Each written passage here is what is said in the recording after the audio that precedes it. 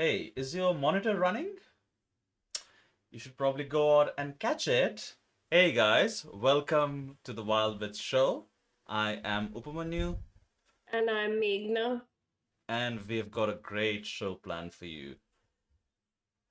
I, We have I been following this story closely, the Marineland Park in Canada, and they are threatening to kill their white whales if they don't have funding.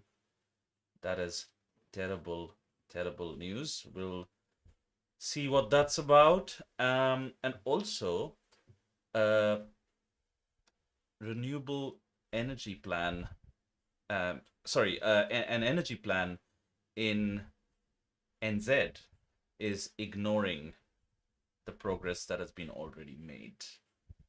So yeah, we'll talk about that as well. Meghna?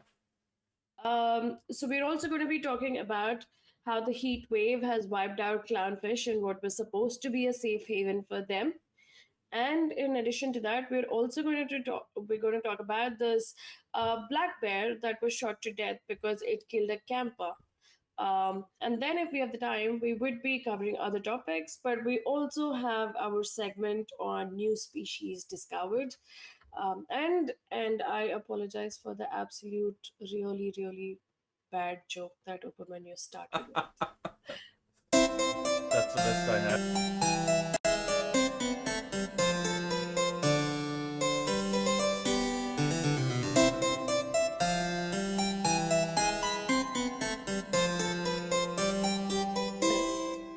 Fine.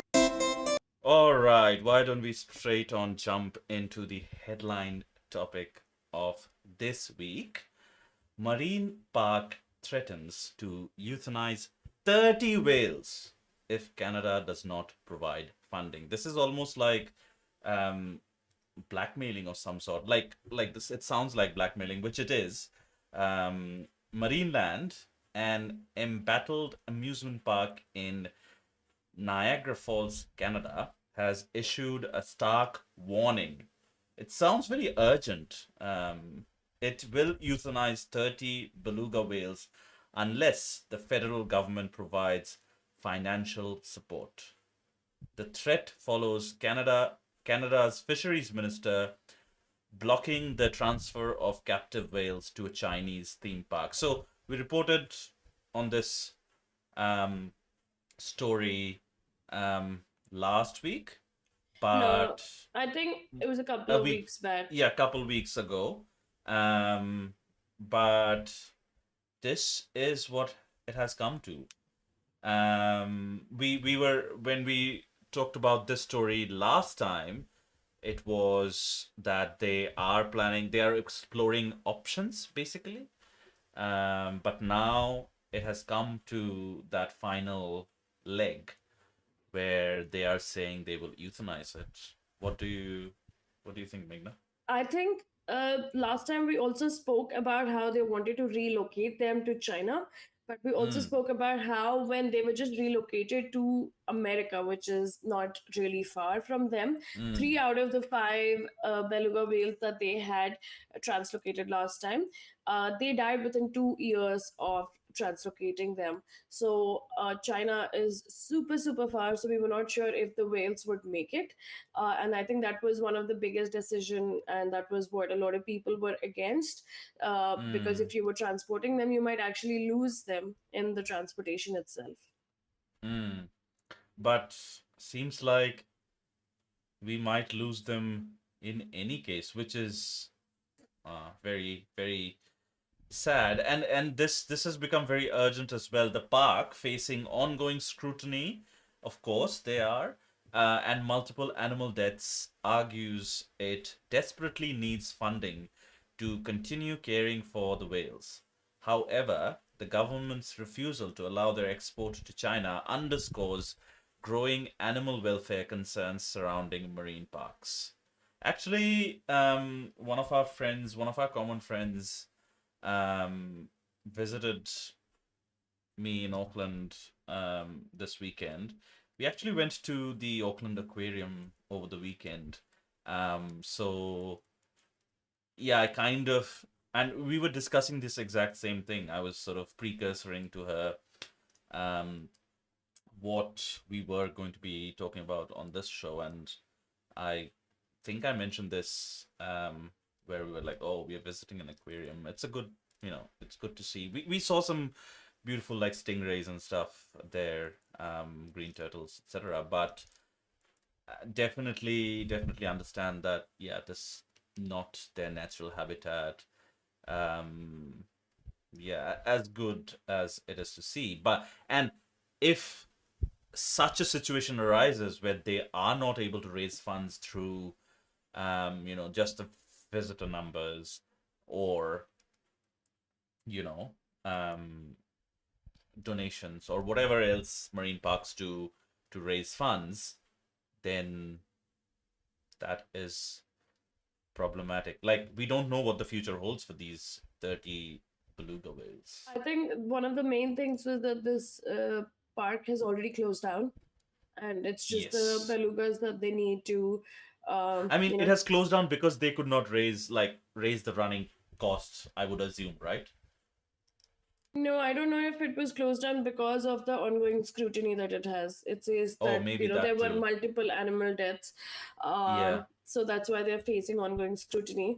But that puts Mm. the belugas in a jam, because now the belugas are in a place that need rescuing, or some kind of, place where they can at least be maybe in an open water sanctuary. But there's nothing around Canada like that for the belugas, which is kind of weird, because that's where all the belugas are. So that's the place you would need a sanctuary or some kind of support system for the belugas. Yeah, and it would make sense for the government to do this as well, where this would be for some kind of political clout as well for the Canada government, as well. There is a quote from the premier of Ontario, where the park is. So Ontario's premier Doug Ford said the province will do whatever it takes to give the remaining whales the best life possible, which is such a, Big statement. yeah, such a vague statement, and like such a um I don't know how to say it, but such a you know a statement to evade responsibility.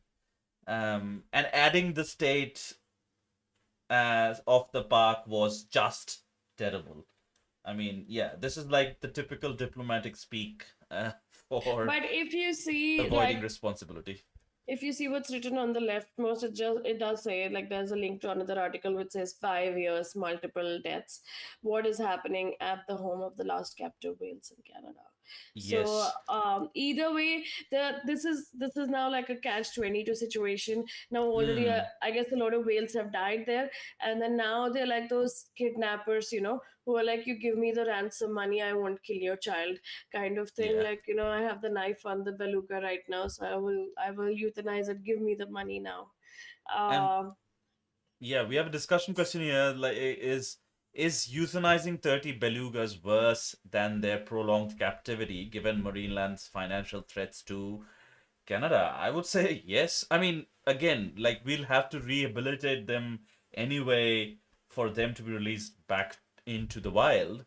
I would say yes, death, like captivity is better than death, in my opinion, at least. Like, at least they're having some chance of life. but it depends on what kind of life they have. Like, sometimes you say that uh, death is better than a really sad life, to live that life. So if they're going to be captive in that same area, and the marine park status is really terrible, and they have to live through that kind of, pool where nothing is clean, and they have to just keep surviving in that, just to survive, maybe it's not the best decision.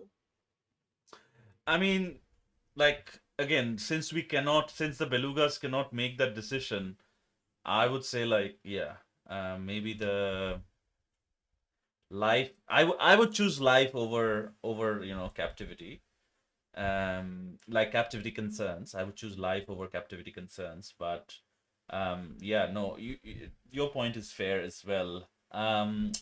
It's going on to say the situation intensifies the contentious debate over the future of the captive marine mammals, their ethical treatment, and the significant financial burdens associated with their long term care, placing immense pressure on the Canadian federal government to respond. I hope the government responds. I hope the government is able to, put in some sort of plan, make their do whatever it takes, or to give them the best life possible. Life being the key word there. Um, yeah. I hope the Canada government, both the federal and the sort of state level government, um, sort of does that. Um, And I think going forward, at least Canada has to be really careful that they do not have captive belugas, because they can see that having captive belugas means a big amount of responsibility, and then they need to be mm. responsible for those animals till they live, because there is no way to release them into some kind of sanctuary or some kind of space. So I think Canada needs to have stricter rules on captive No, I belugas. think that is what has also sort of fastened, like hastened this process, is that they have um a law that has been passed. What is the law? The law is under, like it says, under provincial law. um Sorry, this is not it, but this is because the last article mentioned this as well. This is because there is a law now in Canada where whales and cetaceans cannot be kept in captivity. So that has led to the probably the lesser business of this park, and that has led to like the closing of this park. The closing of this park seems to be its own doing, but Yeah, kind of.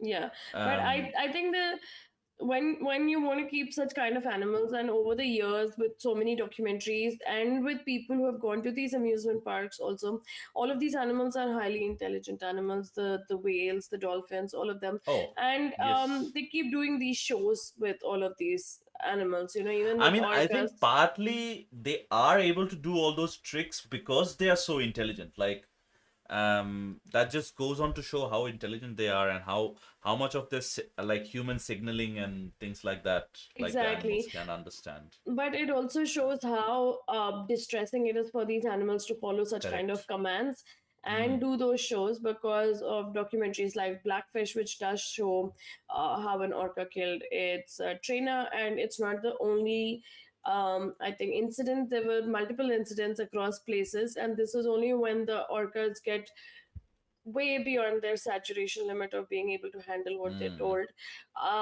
because there is not a single documented attack by an orca on a human in the wild. So mm, which shows that these animals are deeply frustrated in these small places. It's just that there are ways, or there are sometimes um, there are days when they went it out, and then that is the only time we're able to see it. So why do we keep them in that kind of a place and keep them for so long that they need that kind of release? Just don't have them. And I think that is a great move by the Canadian government, that mm, at least at least uh, the they've completely banned the mm. captivity of Like whales and new cetaceans. whales, new news, new captures cannot be done from the wild, and so on and so forth. So yeah, I think that is a great move, but obviously the lives of these 30, and that's a big number. It's not like, one or two. Not that, if a lesser number would have made it okay to kill those orcas. But yeah, Belugas. sorry, belugas, sorry. Hmm. Yeah, kill those belugas, but um yeah, it's yeah, hope the federal government steps in. Yeah. Yeah. And for It will those be who do not know great. how a beluga looks like, did you tell them it's like an absolute white whale with it looks like it has liquid on the top of its head, like a jiggly jiggly. portion on top of its head. And one Hmm. of the videos that was very popular was this beluga grabs the phone of a lady in a boat. It goes Hmm. down and it explores, and the whole video is captured, and then it comes back up and gives the phone back. It literally Yeah. gives the phone back, and that I think was this one heartwarming video. And apart from that, I think there was one more. There was a rescued beluga that was swimming in Antarctic or Arctic, and it used to Hmm. play ball with the people in the ship. Did you see that one? They would throw No. a ball. Oh, maybe. I don't specifically um remember, but yeah, I yeah. And I think that this behavior has been documented, like the one you mentioned with the phone, and stuff. This behavior has been documented for other cetaceans as well, where they have retrieved like GoPros or, other human devices when they sense that these things are maybe very important and to also to and the also humans. belugas are really rare, like as opposed to other whales. Belugas are only found in the Arctic, um, Hmm. and Yeah. they're How not many found. belugas are remaining? Uh. So belugas Yeah. have like a smaller area where they survive. They need really, really, really cold waters, and they're okay with Hmm. like less visibility. So like really murky waters are okay because they can see through the visibility. Um, Hmm. but they're amazing animals, and when you have them only restricted to some areas, I mean, in the sense that their habitat is just those areas, we Hmm. should try to protect it than exploit it. Like this is exploitation, and I wish there was a way to just be able to release them in the wild, but that is not possible. There's no way to Hmm. rehabilitate, but Yeah, I that mean, should have been a way.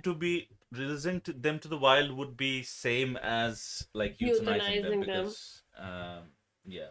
It's just that in that case, then you can dust off your Like there's a hands and slim say, slim chance some of them might survive, but that is a gamble we will be taking. no, that is a huge gamble, because these animals do not even know how to probably hunt in the wild, like Mm, normally, yeah. and how they have to first learn that their food is not going to come from someone feeding them. So, which is why the Yes. rehabilitation. This is what the rehabilitation centers do. They kind of Mm, wean the animals from the human aspect of, how they're reared and tamed. So they let the wild animals slowly and slowly get accustomed to the wild, and that is when they release them after they're completely accustomed. But you cannot, like, let's say you cannot like just throw a 1 year old baby into a car and be like, drive the car. You can't do that. So you have mm, to, it's a process. It's a slow process. yeah. Yeah. True. Yeah. We'll keep following the story. We'll see where it goes, where it takes us. Hopefully, we'll have some good news in the next couple of episodes that we do. Um, yeah. So step up, Canada, and save the 30 whales, 30 beluga or whales. or maybe like just find a way where they can be in a safer place, Mm, uh but they just don't have to go through this, like mm, through the entire drama of, can we survive here or can we not survive here, and do they need to mm. be euthanized or not. Just some kind of framework, because they're Yeah, that 30 shouldn't whales. even be the question. Yeah, I mean, yeah. It's a complicated scenario. I can understand that as well, but yeah. Hopefully we find a good middle ground and a good solution. Hmm. You want to choose another one, Meghna? Sure. Okay. We'll go to the next topic, um which is that the heat wave has wiped out clownfish in what was supposed to be a safe haven. For people Hmm. who know, clownfish is Nemo. So you've seen the Hmm. movie Finding Nemo, you've seen the dad, and you've seen Nemo. They are actually clownfish, which is kind of funny because they're not really funny, but they're called clownfish, I think, because of the color patterns on whoever named Hmm. it. The Red Sea, previously deemed resilient to warming waters, suffered a severe heat wave in 2023 that challenges this assumption. So before the Red Sea, they used to think that no matter how warm it got, the Red Sea was just like, it can take all, like it will But just isn't not that too change. naive to think that? Like, I I feel think like it's very naive of the scientists to think that. no, but there must have been a lot of data from the past which showed that no matter how many La Ninas happened, it did not really affect the Red Sea as much as it affected other areas, which is where they Hmm. must have come to this conclusion that the Red Sea is very resilient. But then when it suffered a Hmm. severe heat wave, probably something they did not even anticipate, then even the Red Sea's resilience must have been like to whatever limit it was, and beyond Hmm. that, the Red Sea could also not control. So, biologists observed an entire population of anemones in three Saudi Arabian Red Sea reefs bleaching, turning ghostly white, and causing significant mortality. So, anemones are the home of these, Hmm. of these clownfish. You Oops. can see in the picture. Yeah, Yeah. I just shared. Yeah, These wait, are let the me just show. Yeah. anemones. Yeah, this is Yeah. an anemone, but then, let me try to find a zoomed out picture. So they're supposed to be like these kind of like Hmm. sticky, soft noodles kind of thing, and it has Hmm. a bed kind of thing in the middle. Yeah, Yeah, I that can. photo, I That. think, Yeah. the one Yeah. at the bottom. Yeah, like Yeah. you see the clownfish just above that. Those are anemones, and that Hmm. is where they stay, and that is their safe haven, and that is their home. So if you take their home away, then the clownfish also disappear, which is happening in this case because the anemones are bleaching white. It's completely losing life now. Anything that is bleached white underwater means that it needs to either recover or it's kind of dead because it has bleached to that level that it Hmm. cannot recover. So over 66% anemones and more than 94% of their clownfish residents died, indicating a potential tipping point for these species. Lead Hmm. author Morgan Bennett Smith noted the concerning nature of this event as it occurred in a region believed to be robust against thermal stress, raising alarms for global reefs. The study highlights the overlooked vulnerability of anemones, which, like corals, rely on algae and bleach in high temperatures, necessitating broader conservation focus beyond just corals. Hmm. I think so. If this is sort of the image on the article of bleached like like mass bleaching event on the reef in question, and like I don't know, like I sometimes feel that it is a little bit I guess I don't know what the word is, but a little bit faulty on nature's part that these ecosystems are so sensitive.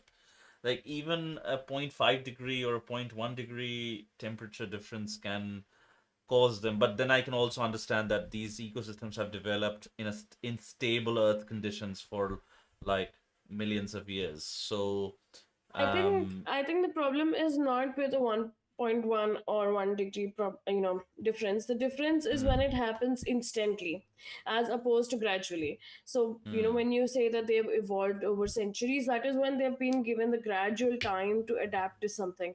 But when the La Nina hits and the La Ninas are getting even more frequent and the warming cycles are getting more frequent and the warming cycles are mm, getting more warmer, like they're mm, they're much higher in temperature, so they're causing mass bleaching everywhere, and the mass bleaching, like these corals have to stay on and survive till like the water cools down and then slowly recover, mm, like if they are alive, then again the algae and everything starts growing.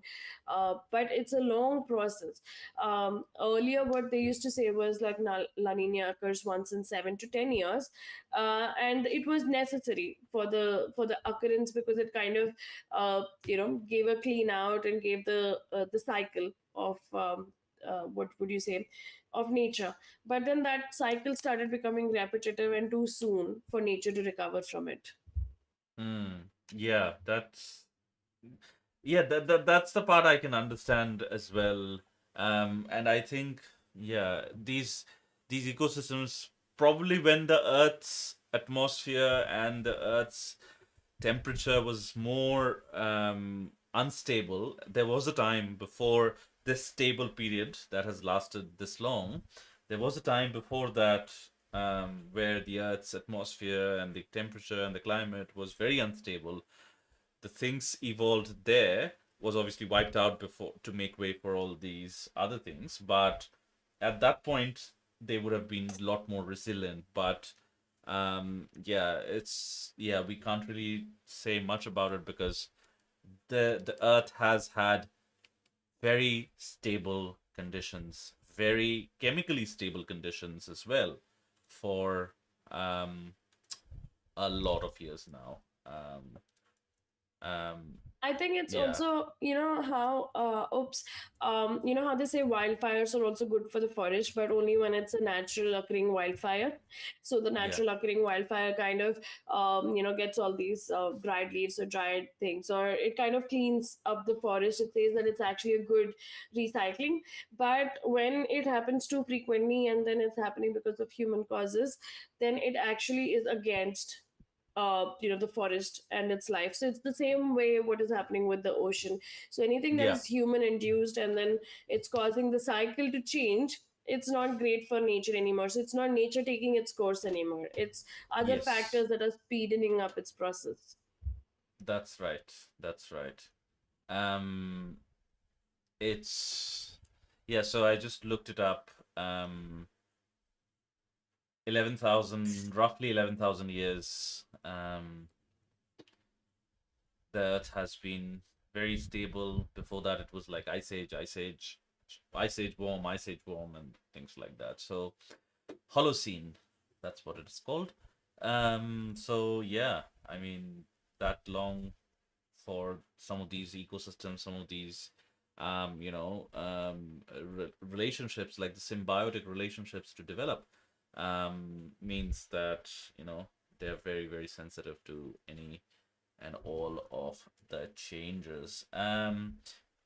I still feel like the scientists were a little bit naive to consider that this wouldn't affect this other thing, just by the track record of things in the past, like how we have affected and set off like butterfly events in motion. Um, and this conservation plan, I'm hoping that there will be a conservation plan and all the committees will sit down and think this could have been done like much earlier. Um, But oops, you remember how in one of our classes they told us that when you've only seen like white swans, or was it white geese, mhm. and you've only seen white geese everywhere you've gone, then you just believe that there are only white geese or white swans, whatever it was. And then the No, but first this is time, like different, right? This is way different than that because like how can you consider something safe haven? Like I wouldn't assume anything to be safe or untouched by the effects that human beings are having. That would be too naive to consider that, you know, that this could even be a possibility. Um no, but look at it this way. Like, if you have seen for the last 5, 6 La Ninas, or the heating cycles or the warming cycles of the ocean, and you've seen that, oh, it hasn't affected the Red Sea as it has affected other areas, and you probably kind of assume that, okay, the Red Sea is different. It has more resilience. It probably doesn't get affected by such events. I mean, I would still be very cautious about things. Like I don't know. There's enough evidence to warrant that caution. That is what I'm saying. Like, there is enough evidence to warrant that caution. There's enough evidence to say that everything is affected. It's only a matter of time. I mean, 6 years is nothing. Like, in the grand scheme of things. Yeah, 6 or 7 years or whatever number of years, even if it was 20 years, that would have been because the Earth was stable for a long, long period of time, but it got changed very, very quickly. So I would, yeah, I would have assumed nothing.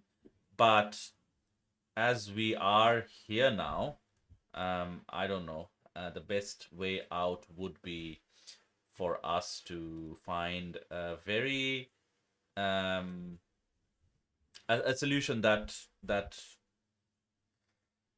yeah, that considers all the risk factors and then sort of um yeah, well, lets us know a way forward with this because there's no way out. There can only be a way forward where it's like we're considering these factors and these other things we'll do, which will kind of sort of make the situation better.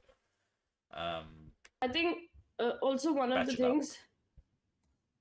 one of the things that it says in the article is that we concentrate more on the corals but not on the anemones, and anemones are Mm, equally important, but when we talk about mm, coral reefs we don't talk about anemones being a part of it. And mm, anemones do have a higher resilience than corals, so probably mm, why we do not talk about it. So uh, the thing is that we need to talk about everything. So with the anemones, when they bleach too hot, when they bleach and the water gets too hot, but they seem to survive better than coral. And it might also be because they are good at even feeding on particles that are floating past them, but mm. the corals cannot do that. They need their algae partner, so which is what is happening. So I think this is the same thing we've spoken a lot of times, that we always look at the bigger animals or the ones that we've already focused on, and we don't look at the other. Megafauna. Yeah, Yeah, we don't look at everything else that gets affected equally. So in this case, like, we have always talked about bleaching of corals, but this article specifically talks about the anemones and the clownfish. So this is like one of those turning events where it's focusing on something other than just the corals. correct. Yes. Yeah, I think nothing is safe from our impact, and it's only going to grow. So we'll have to find those solutions and have it early, like have the plans in early, because I think there are some pretty very intelligent scientists and planners and conservationists out there who will be able to find a solution to this problem. Like, one thing we are good at as a species is problem solving. Like, give us a problem, we'll find a way to solve it. um and I feel like, even if it's like a patchwork, because nothing can really go back to a time before the problem, I feel like that.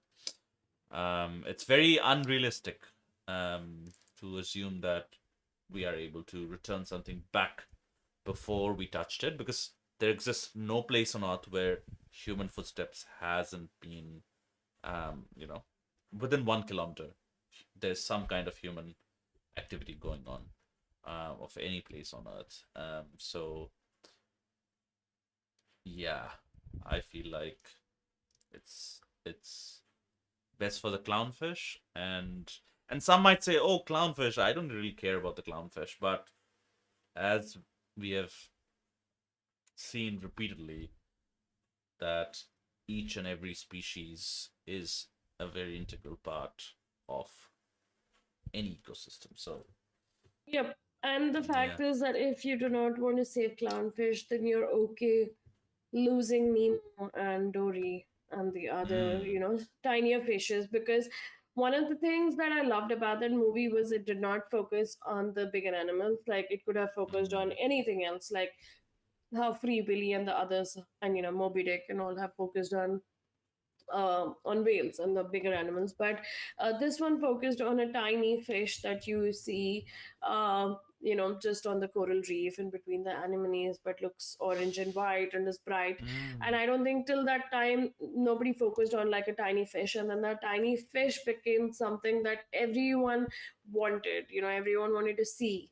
It did obviously have a growth and people wanting to keep them as, I think, pets and all also, but in overall it did create a big awareness about fishes in the ocean, or Yeah, fish. and those of you, again, that reminded me, because this is a conversation I was having over the weekend. Like, any of you who has maintained a saline aquarium will know that how sensitive that whole aquarium is. Like, how delicately you have to balance the pH, you have to balance the oxygen levels, you have to balance everything, and especially if you have corals. Like, people do have corals in their aquariums as well. Especially if you have corals, you have to balance temperature, pH, this and that, very delicately. So that is what is happening. That is what is happening at a larger scale. Just because the sheer size of the sea, it means that it requires much less maintenance, or much less, it's much less prone to changes, than it can, like, it has a buffer compared to your aquarium, but it still has a limit to that buffer. So Yeah, yeah, everything has a let's. limit. And like corals and anemones are similar. They're both animals, they're not plants, they're both Mm, animals. And they have a mutually beneficial relationship with a microalgae. And this microalgae is called zooxanthelle. Zooxanthellae, I think that's the spelling. mm, um, and basically this Okay, and this algae, in return for a safe home inside its host, the algae actually shares its food it creates through photosynthesis. So it's like one of mm, those symbiotic relationships that the algae and the corals, or the algae and the anemones have. So when it bleaches, this algae is basically driven out. It dies because the algae cannot survive that high temperature, and then it causes the bleaching. And that is when, if the corals or the anemones have to get their life back and the color back, they need that kind of algae back. hmm. Yeah. Um, it's a real challenge to balance all of those things. And I know some of the species, yeah, it's very late already for to save. Um, but we should try our level best anyway. And I'm hopeful that the scientists working on this um, scientists and the whole team working on this will be able to come up with a solution to this problem. Um, yeah. I don't think it's as simple as you quote it. It's not just like, okay, yeah, let me find a solution. This is what will happen. No, I mean like maybe a two-step, three-step, 100-step, I don't know, plan to at least patch this. Like, again, as I said, like, probably we won't be able to solve the problem, but we'll at least be able to, you know, See, give it a state. what they've stated in the article is also that if we give the reef the space to breathe, they might recover. So, like, stop all kind But of like, fishing activities, stop all kind of activities there. yeah, that probably So, is possible. and Yeah. maybe all the tourism, everything together for a couple of years, give them the time to survive.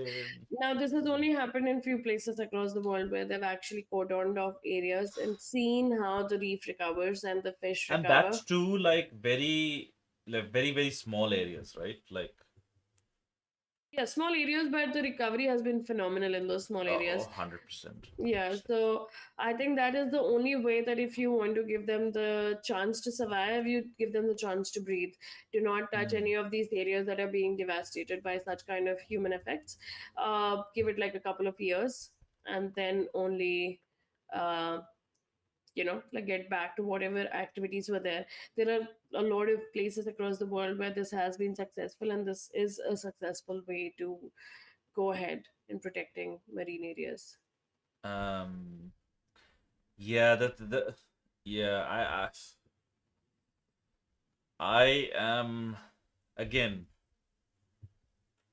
our audience will know by now. I'm very skeptical of these kinds of solutions because I don't see them happening. Um, yeah, it's very, very difficult to achieve these kinds of solutions. And also because, like, the Red Sea is sort of, I don't because it is adjacent to all the different Middle Eastern sort of oil exporters and stuff. They might not be directly going, the trade routes might not be directly going through um the Red Sea, or is it? Like, I think they come from the Suez Canal into the Red Sea, and then go from Malacca straight into China. But definitely, there's a huge trade route just, across the countries there, which is the Strait of Hormuz. And yeah, definitely Suez Canal definitely connects the Red Sea. So Gibraltar Strait, and then Suez Canal, and then Red Sea, and then Strait of Malacca. So there is trade routes there. So that means, yeah, it's very difficult to stop everything there. Like, so many countries involved, the Middle East being what it is. Um, yeah, I'm not hopeful for that solution. So the scientists for definitely will be asked. The brief they'll be given is find a solution that is like doesn't affect anything else. But the That's thing with anemones and corals are that they're in certain pockets. So if you can even save those certain pockets, cordon of those certain pockets, they will survive. So that it's not like they're everywhere. They're actually in spaces. So if you go diving, you know that they don't exist everywhere. You'll see yeah, one mostly pocket and close to then the shore, and yeah, no, yeah, no. yeah. No, I those mean, they those don't are. have to be close to the shore, but still, I mean, you can see them and then they can go What do deeper you and mean they don't deeper. have to be close to the shore? There are a lot of corals in the middle of the ocean. They don't have to be close to the shore. What are you talking Like about? in the open ocean? Yeah, no, I'm not talking about like that the 5,000 feet depth, but the open Yeah. ocean is anything that is like a few kilometers off, and a lot of corals are. It depends on how deep your ocean is from where you're starting. A Right. lot of corals and a lot of places are sometimes, how you have those little islands um, out in the open ocean, and around them you will have the corals. Yeah, yeah. So that is a shore for that island, right? Yeah, but then there are also like places where you just have these buoy lines and you have these reefs under them, which like you go a couple of kilometers out, there's nothing Yeah, around, like and there are like lagoons or atolls. If there are like lagoons or atolls, they'll be there. But like no, no, not life, like not the even teeming lagoons, life. not even No, okay. lagoons and atolls. Like from Andaman, if you're in Andaman and you go out diving, some dive spots are like 45 minutes to 1 hour away from the boat, and then they're just in the middle of the ocean and they drop you. And even in Maldives, Hmm. like a lot of spots, you don't see anything nearby, and then you have to like go down. Um, Hmm. yeah. Okay. 1 second. There's So yeah. something with my light. Wait. This 1 second. hopefully the government there, again, Middle East very turbulent right now, and like the Gulf very turbulent right now. So hopefully they are able to find a good solution where it's you know um they're able to salvage the situation, and like before it's too late. But um but yeah, hopefully they'll have some sort of a plan going forward. Speaking of that, there are some there's one new species discovery we might plug in here, and then we can do a couple later as well. This was very surprising for me. Two new crocodile species discovered. So, McGill University and Mexican scientists have identified two previously unknown crocodile species, one on Cozumel and another on Banco Chinchorro. Oh, sounds nice. Of the Yucatan Peninsula. This discovery significantly challenges long held beliefs about the widespread American crocodile, which was thought to be a single species. Researchers led by Professor Hans Larsen conducted extensive genetic sequencing of crocodile populations, revealing striking differentiation that warranted species status. Former student Jose Alvia Cervantes noted the unexpected findings, stating their study is the first to thoroughly explore genomic and anatomical variation. The new species, currently unnamed, live in small isolated populations each with fewer than 1,000 breeding individuals. This limited number and habitat restrictions make them highly vulnerable, underscoring the critical need for immediate conservation efforts as biodiversity vanishes faster than it can be catalogued. Um, Two new crocodile species. This was very surprising for me, that such a megafauna can remain unknown, but I guess that's the nature of the earth that we live in. Very exciting, very exciting. What do you think they would be named, Ups?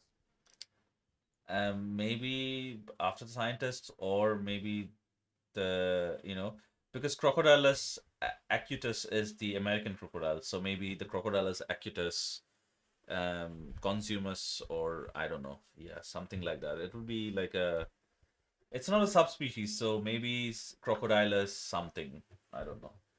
uh, Do you know they say what is the difference between a crocodile and an alligator? Do you know that?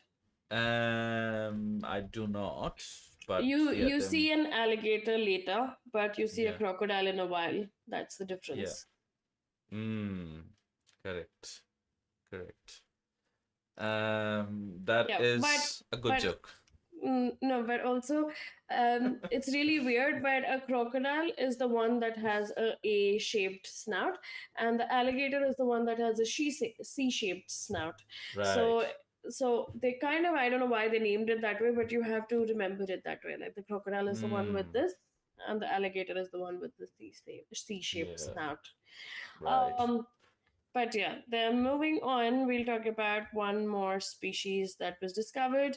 A new species of deep sea shark and crab have been discovered off Western Australia. Two new deep sea species. Let me just open this article as well while talking about it. Give me a second. I can open it, Meghna, Hmm, probably. You can, okay, if you if want to you keep want to. talking. Yeah.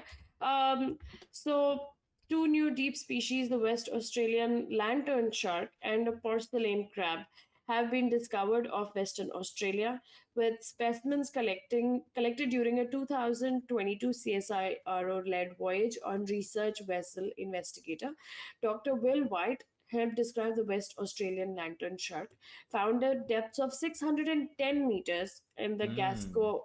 Gascoyne Marine Park. The small shark, measuring up to 407 millimeter, possesses large eyes to aid vision in the ocean depths.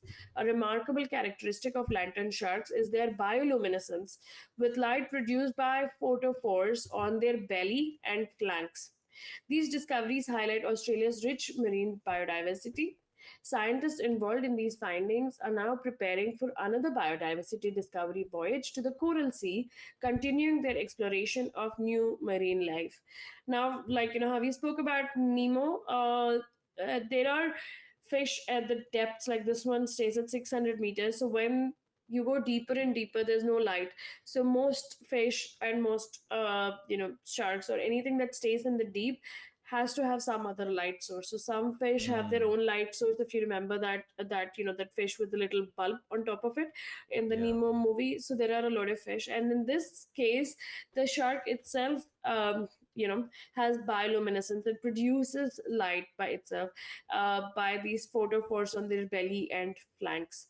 So which is Hmm. amazing. Even in the shallower depths, you can see like cuttlefish. If you've ever seen cuttlefish, they actually have like light inside them, and they will even like kind of pass the light on them, and you can see the patterns with the light. Hmm. So this is an amazing discovery. Um, Yeah. Deep sea is such an unknown space as well. I think there's a lot of stuff going on in the deep sea that we are yet to uncover, but such an amazing discovery. Um, yeah, yeah, again, sort of underscores the need for conservation and for of every habitat out there. Um, Speaking of that, there is an article from the um, Conservation Australia um, publication where it says, "Why does NZ's new energy plan sideline renewables and ignore the progress made already?" Again, this is like sounds very concerning. Let's read on to see what it actually is. So New Zealand's new energy plan is under scrutiny for reportedly sidelining renewables and overlooking existing progress despite public concerns and energy prices and supply security. Critics argue the package is unlikely to lower costs or boost new generation, instead, heavily assuming fossil fuels are the primary solution. The plan signals a procurement process of a liquefied natural gas LNG import facility and promises capital for state owned power companies to build new projects. This approach contrasts sharply with recommendations from a politically awkward Frontier Economics report, which suggested market reforms but was withheld and ultimately disregarded. Uh, the government's strategy prioritizes fossil fuel infrastructure and investment, raising questions about its commitment to a sustainable energy future and its connection with ongoing reforms. The significant reliance on fossil fuels is a very major concern. I mean, I when I when I moved to New Zealand, I used to praise New Zealand for having a good network of car chargers. Um, it was a very robust infrastructure, and they had plans on sort of expanding that as well. So, you know, and there were like solid plans of moving away from fossil fuels and moving away towards um you know proton based cars, sorry, electron based cars, and also um you know making sure all the natural sort of and renewable energy sources are harnessed as much as possible. Reading this makes me very sad that the current government is sort of following suit of what the rest of the world is doing um in terms of energy and climate change But and things like this. But I think this is one of the things that we used to speak about when we were in New Zealand. They would have these major climate rallies, and every government would have like climate change as one of its objectives on its docket. But then the major polluting source in New Zealand was cows. 47% of the pollution in New Zealand was caused by cows, and there were never any measures taken to reduce or somehow change, because I mean their entire economy depended on beef and dairy, beef and dairy, beef and dairy. That's how you would always hear. So Hmm. I think most economies that kind of promote or even talk about climate change and acting on it is just a farce. Like it's a facade where they say, okay, we're going to talk about it. There'll be like rallies, there'll be like talks, but there'll be no action. And this is what is, I think, happening everywhere. Yes, I think, but the author is professor of law at the University of Waikato, which is one of the universities in the North Island of New Zealand. He does mention that progress is already made. Like the striking thing about the government's energy package is how little it refers to the large amount of policy and regulatory work already underway to reform the electricity system. So that's the bit that concerns me, that when the government start to disregard scientific advice or expert advice and just do what's economically the best decision. Like, I can understand not being able to speak about cows or not being able to curb down on their numbers because they're the largest exporters, largest exports of sort of beef, meat, dairy, and all sorts of things related to cows. I can understand that, but where progress has already been made and where scientific advice is suggesting otherwise, doing such a thing, like disregarding that, is a very, yeah, very ignorant move. But I think oops, at some point of time maybe New Zealand also wants to, you know, be in the race for development, as you would say it, you know. So every other country out there that says that we are developing, um, it's building these huge roads and building these big buildings and having Hmm. these, you know, showrooms and other kind of things. Development is mostly cutting down forests or cutting down spaces and bringing up these fancy new buildings and fancy new Hmm. roads. So maybe Hmm. New Zealand wants to be in the same space and same race as Yeah. well. Yeah, that's a very good point. Like, I think we need it's high time we need a redefinition of the word development or what it means to be a developed nation. I think Bhutan does a great way of Bhutan has a great way of looking at that from a different angle, where actually the happiness and the forest covers that the country boasts is actually part of the GDP and part of the sort of the Yes, development and metrics. they're actually anti-tourism, which helps their tourism. So what they Mm. do is they restrict the tourists. They have a fixed number of people they will allow in a year, and every tourist that comes in has to spend $100 every day, 100 Mm. US dollars every day. So how many ever days you're staying, plus whatever the visa fees are. So you have like a minimum spend that you have to do in that. So Bhutan is actually quite inaccessible to most countries. It's accessible to people from India and Nepal because we are neighboring countries, so we can go there with, Mm. you know, with minimal cost. But it's not accessible to the rest of the world, and they plan to maintain it that way. They do not want more people to come in. They're okay with like minimal tourism. They're okay with you know, everything that is there. It's just they have no traffic lights, even though it's a completely mountainous region. Nobody honks and everybody drives. So it's beautiful that there are countries like that that are like, I don't care what's happening in the rest of the world, we are happy this way and we'll keep it this way. Mm. Yeah. I feel like that's a very good way to put it.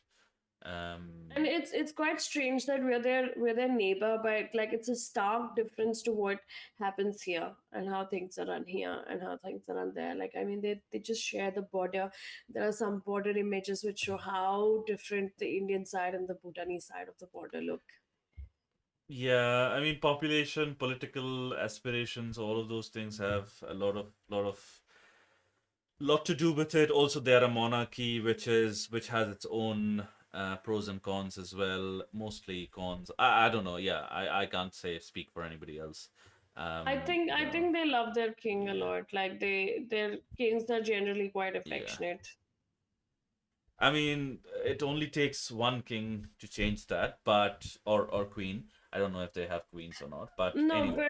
but the whole point is that anytime anybody wants to overthrow monarchies, only when they don't have you know, when they are not happy with them. So far there has been nothing like that that has happened in Bhutan, which means they have been taking care of them quite well. Otherwise, there would have Hmm. been a diplomatic I mean, government. you say it like as if like as soon as people are unhappy with the monarchy, it's very easy to throw over like No, but there would be like some kind of grumbling amongst the people. Then there would be some kind of people who would take action and rebel. There would be rebels, and then it gets into a full blown, you know, some kind of action. mm, um But I mean, when you're unhappy, there is a lot of voicing out, which we don't really see in this case. I mean yeah, look at North Korea. North Korea, I mean, we know they're not allowed to speak. But it's So a maybe different. it's the same in Bhutan. How do you No, know? no, I don't think there's any curbing. I mean, I've been there, but the people talk very highly about their king. So, um, yeah. So I have to just base it on what the people have told me. Yeah. But we do not know anybody from North Korea who's actually allowed to. speak up and tell us what is actually happening there. Dictatorship is different from a monarchy. Like it's kind of follows the same playbook, but yeah, that's I mean, dictatorships are supposed to be harsher. like it's yeah. No, I don't think there's supposed to be anything, but it's basically the same thing. There's one person or one family that is making all the decisions. Um, Depends on the person how harsh or how like dictatorships are generally like military generals and um who has like led a mutiny of some kind or things like that, and then monarchies are like there's these family of kings or whatever, monarchs as you call it. But yeah, New Zealand, look at the plan, set an example. Like New Zealand has done it before where it has set example for the world on multiple occasions, as well, despite being a very relatively small um, country in the middle of nowhere. Um, yeah, set an example this time as well. Like, you know, um,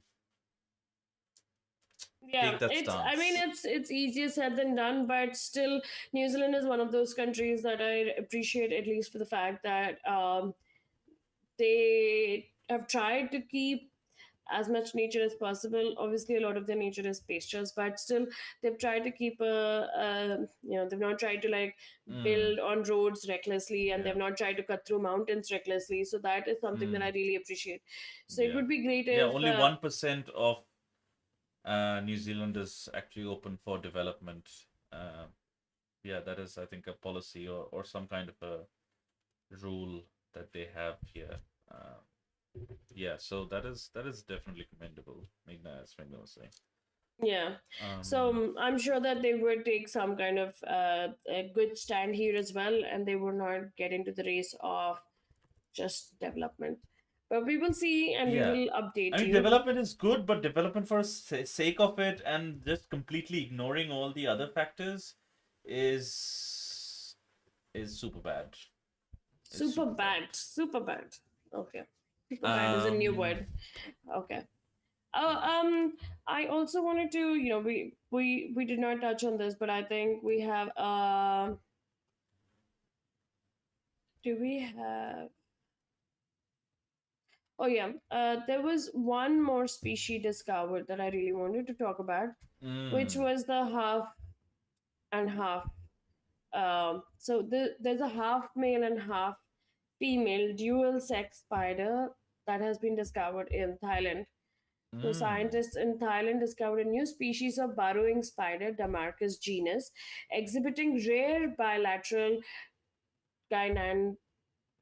Okay, gynandromorphism found in Kanchanaburi forests. One specimen was uniquely male on its right side and female on its left. Do you have the photo up? Oops. yeah, I'm Wait, just trying to get the photo up. Uh, 1 minute. So the photo will make it better to uh, see it. oh, I don't think we have the correct link here. I will have a look at it. I will have a look at it. Wait, let me just check. Uh, oh, oh, uh, oh, got it, got it, got it, got I it. can see it. Wait. Yeah, got it. Yeah, I can open it. You can keep talking. Okay. Yeah, got So it it, on. yeah, so it's right. So, and then because it's male on its right side and female on its left, there's a proper color difference because in the wild, most species, animal species, bird species, not animal, but mostly bird species and insect species have a remarkable difference in its male and female forms. This marks the first recorded instance of such a phenomena in this species and indeed the Bemeridae family. Researchers Hmm. collaborating with Chulalongkorn University confirmed both the distinct species and its unusual morphology.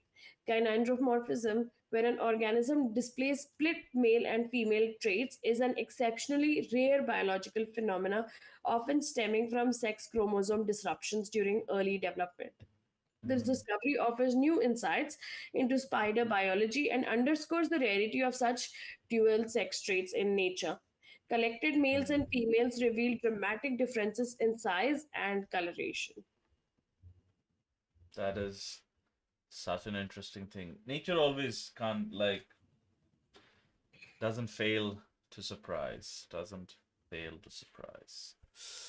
And imagine, I Cool. mean, you're like half and half. I don't I know. I mean, we mean, have that concept in Hinduism. Um, we have that concept in Hinduism where Shiva and Parvati are, half and half. It's called Ardhanarishwar. Um, tell me this with the spider, if they're half and half, can the male half actually impregnate the female half? I, I, I doubt it. I doubt it. That was my question as well, but I highly doubt it. But there are things like parthenogenesis in in the animal world, And which so, so, surprises me. So so do you think they never need know. to mate with a male spider as well as a female spider, like for the male I part of don't this? know. I'm not sure if they are like. I would think they would be like sterile, or if is the entire species like that. No, I think this is one I think they occurs. would be sterile. Yeah, they said it's a new species of burrowing Ah, spider. if the entire species is like that, I have no clue. Probably we can try and get the scientists on this show to ask that question. But yeah, it is I very mean, it intriguing. might it might be a rare phenomena, but then because it's Hmm. I don't know how they're mating with each other, but it is a new species, so I do not know if it is just a single one or they've it's a whole species that they're seeing. Yeah, yeah. I can't imagine the whole species being like that. But again, nature never fails to surprise us. Maybe what happens is if the whole species is like that, then one spider is half male, half female, like left, right, and the Hmm. other one is half male on the other side, and then they mate. Yeah, probably. Probably. Yes. Probably. Cool. You want to take up Uh, something else before I take up the bear topic? Oops. um, yeah, I can. I kind of wanted to mention this again, just a noteworthy mention. Just because it's Nobel season as well. Um, Again, this is a chemistry Nobel that has been awarded to three scientists for their work on metal organic frameworks. Now, by the headline, it doesn't sound like it's anywhere related to conservation, climate change, or wildlife, but Susumu Kitagawa, Richard Robson, and Omar M. Yagi won the Nobel Prize in Chemistry for developing metal organic frameworks, MOFs.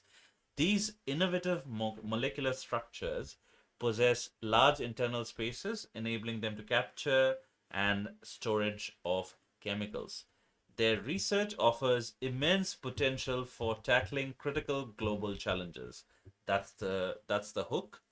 Applicable applications include capturing carbon dioxide, climate to combat climate change, reducing plastic pollutions, and breaking down harmful forever chemicals, which is very, very, yeah, as the name suggests, very difficult to break down and persists in the ecosystem for an indefinite period of infinite time, and other harmful gases.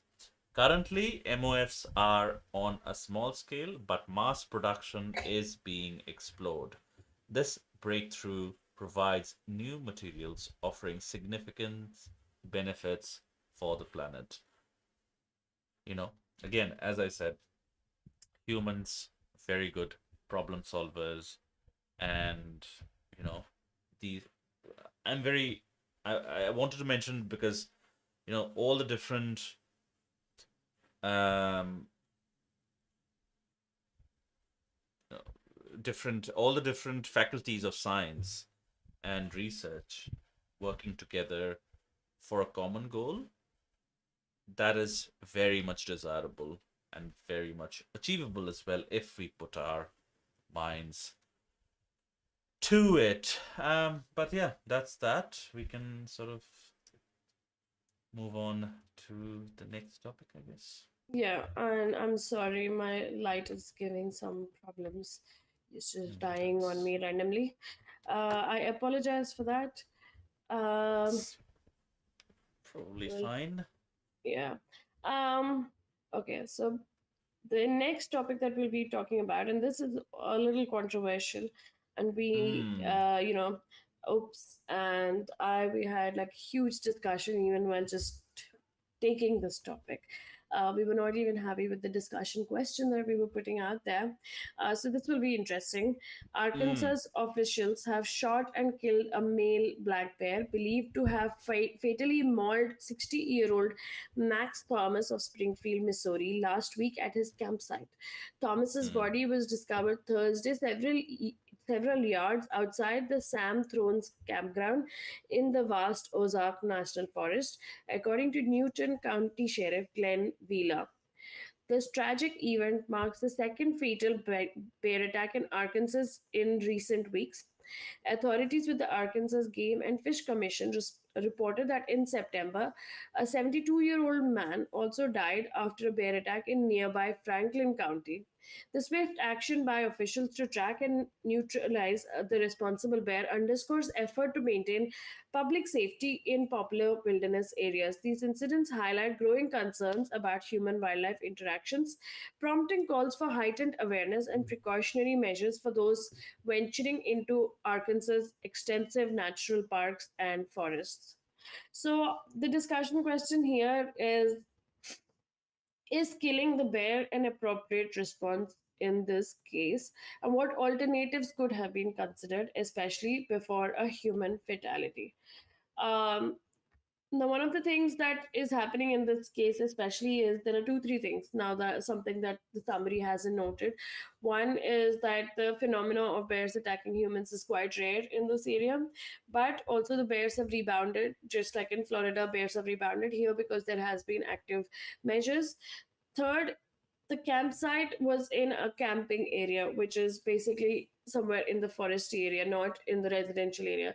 So you were in the bear territory. So me and Oops, I think we've had this conversation that whose fault is it? Like if you're in the ocean and a shark attacks you, it's not the shark's fault, is what I believe. But I think for Oops, it's the opposite belief that No, no, no. I don't hold the opposite belief, but I feel like if we don't allow people to go into the forests, then like how will like people be aware of the natural world, and how will people be appreciative of the natural world, etc., etc. So it's a catch 22 type situation, I feel like. It's a two-edged sword, I feel like. No, but also I think Hmm. with this case, they were saying that this person had already reported 1 or 2 days ago as well that there was a bear in that area near that Hmm. campground. Um, so why was the person still around that area? Like, why was the person not packing up and going somewhere else when there was already that kind of news that had come out? Like there can be like thousand different reasons, but definitely the distance, how far into the forest this place is, and how far till the next campsite, or and just plans, like, you know if something disrupts your plan, how would you feel? Yeah, but see, so basically, it said that a deputy had gone to the campground after the man's son reported he had not heard from his father, who had sent his family pictures of a black bear in his camp on Tuesday morning. Yeah. So the person is I saying mean, that, he probably thought that, bears, Canada and US forest trekkers are very aware of bears. They'll have bear horns and this and that. yeah, Um, because the body was discovered on Thursday and Tuesday is when he sent the photos. So that was yeah. like So really, it might have been very normal for him, like, oh, there's a bear, okay, we'll deal with it, because it's a very normal thing to have bears around in Canada, Canada's and American like North American forests. So he might have been like, yeah, see a bear, cute.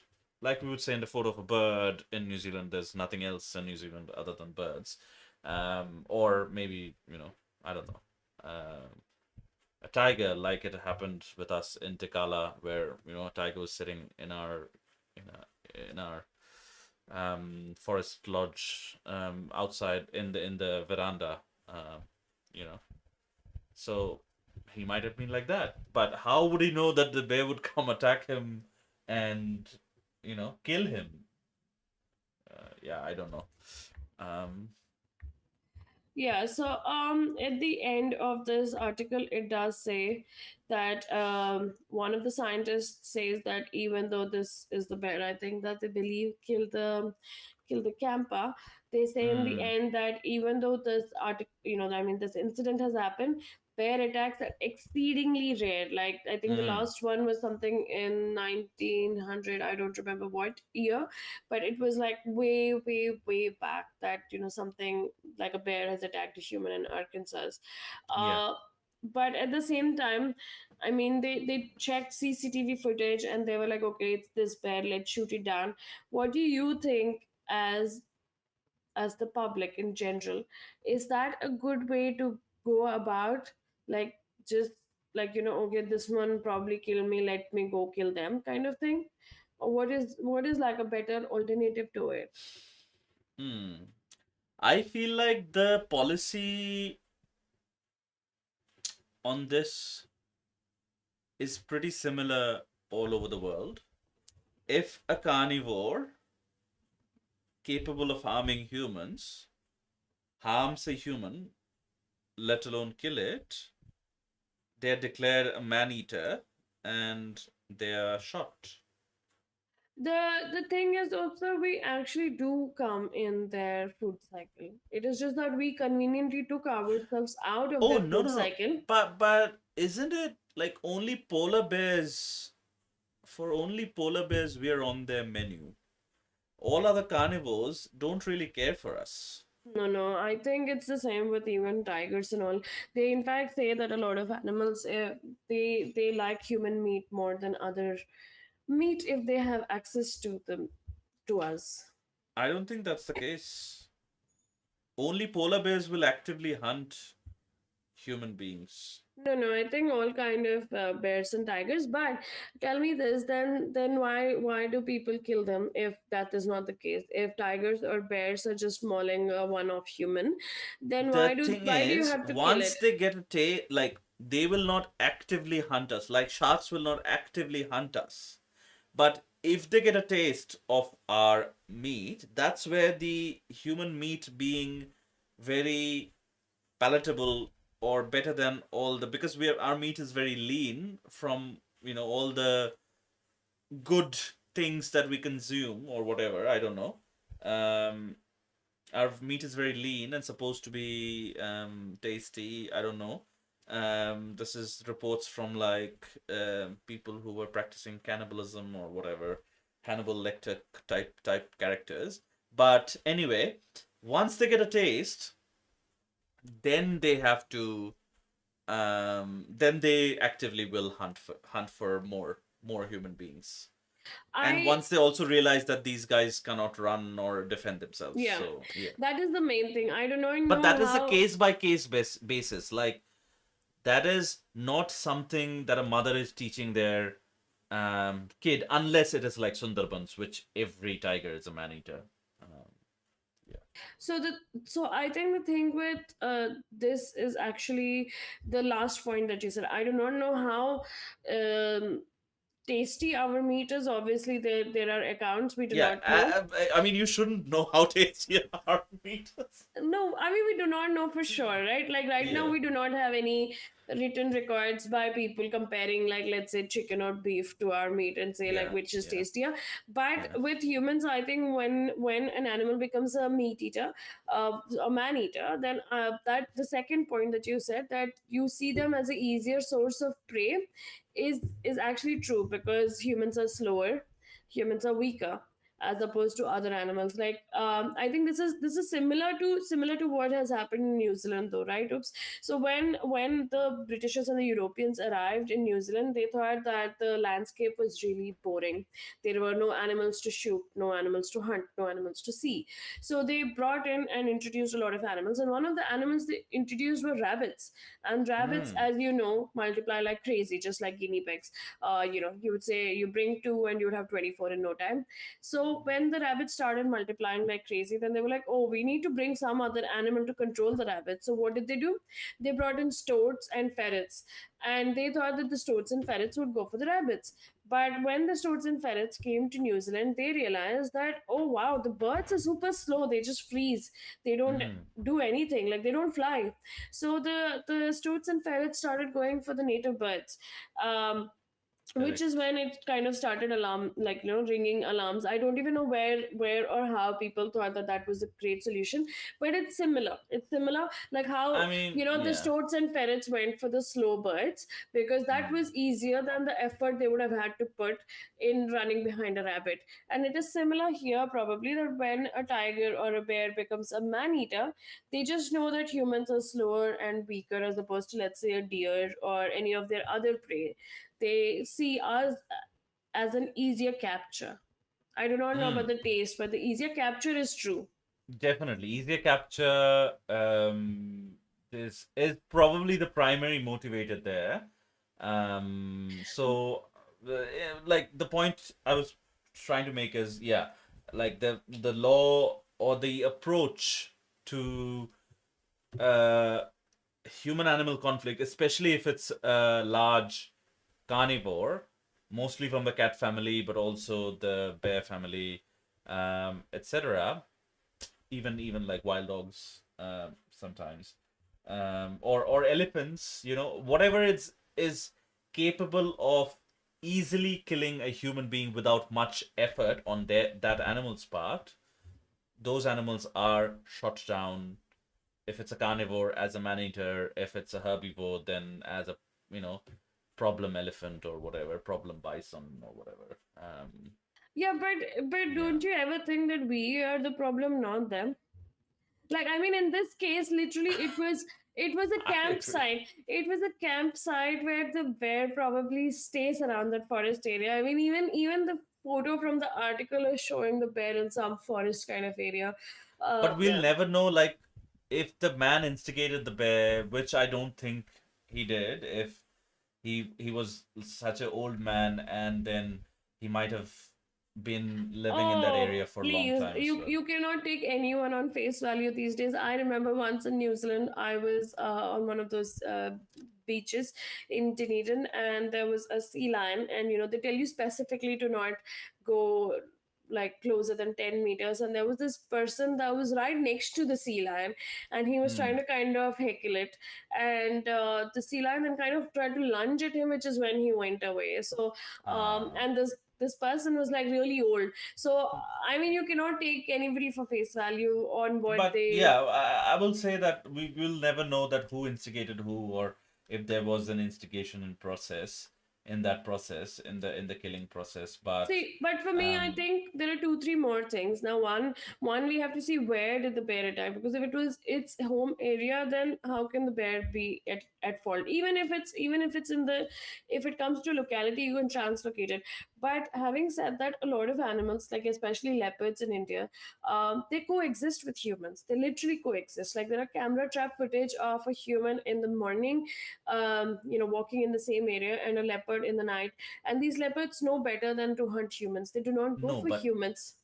the thing is, if one leopard, which is a rare occurrence, but if one leopard or tiger kills, because there has been um recent news articles, recent, I mean, within the last 2 or 3 years, where a tiger was shot down by the one last remaining hunter, like a man-eater hunter in India.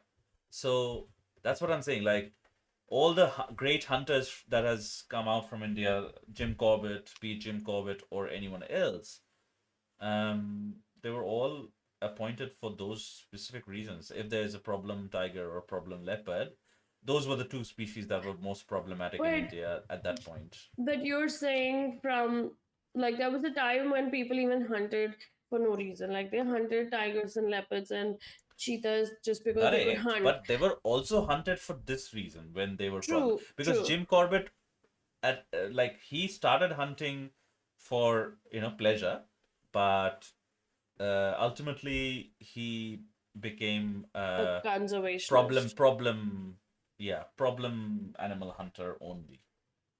No, and also became a conservationist.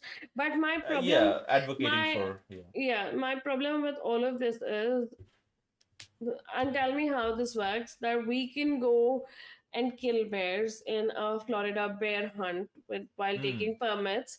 Why can't the bears maybe have like a maybe permit to kill these many humans in a year? That's uh, yeah, I think that's an impossible question to answer because But where are the equal rights then? I don't think, yeah, that's really a thing. Equal rights. Yeah, I don't I think it's a mean, thing. there are 4,000 bears and there are probably like I mean, 40 especially million. with animals, Yeah, but there are like probably 4,000 bears and 40 million humans, and the yeah. bears still do not get like a share of whatever. Like, you're like, oh, there are a lot of bears, let's shoot down like 200 of them. But we Hmm. never do that with humans. You're like, oh, one human is killed, okay, let's shoot down the bear. One human is killed, let's kill the shark, or let's one human is killed, let's just do this. So, Yeah. and at the same time, when a human kills a human, or like when there's these gun I shooting mean, and we all of kill some these, of those humans too. no, like there are these massive gun shooting incidents in the US, and still, like they're like, okay, no, let's just keep the guns where they are, it's fine, No, like but we do give life sentences and or like death penalties, like capital punishment. we do, but we go through We the do kill entire. other humans as well. No, but we don't just go Not for killing killing them. another animal, but for killing another human. No, but when we kill another human, we go through an entire legislative process. Like we go through the Yes. court rules. We need evidence. There are a lot of people acquitted and convicted where wrongly, like they're both wrongly Yes. acquitted or convicted. Then there's a whole system of influence and everything that works in these areas. So it's not the same. It's not the It's same. the Like thing, like, because we have the see, one of the main things that can differentiate a human from an animal is that we are able to project ourselves, like basically put ourselves in the shoes of others. So I think all these things is basically a result of that. Like, if that happens to me, I don't want to be declared a dead man as soon as I do that thing. So I think all the laws and things have developed, a lot of them have developed that way, that, if that happens to me, this is what I would want to be done to me. So if that is what I want, then I have to make sure I make a law that applies to everyone, even though I don't really want it to apply to everyone. But just because I want it to apply to me, in a democratic system, I have to make sure that everyone gets that privilege. So, um, I still think it's a big problem if you, whenever you go camping, you kind of go camping in the wild with the entire knowledge that there are risks of camping in the wild.